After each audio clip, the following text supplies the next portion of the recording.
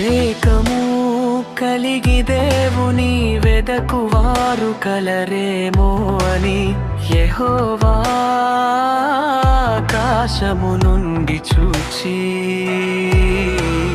నరులను పరిశీలించెను. వారందరూ దారి తొలగి బొత్తిగా చెడియున్నారు. మేలు చేయువారెవరును లేరు, ఒక్కడైనను లేడు.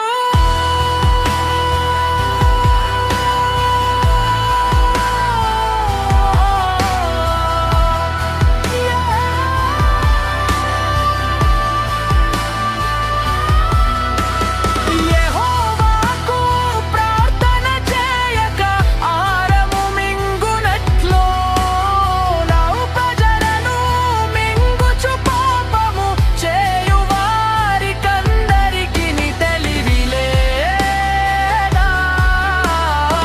పాపము చేయువారు బహుగా భయపడుదురు.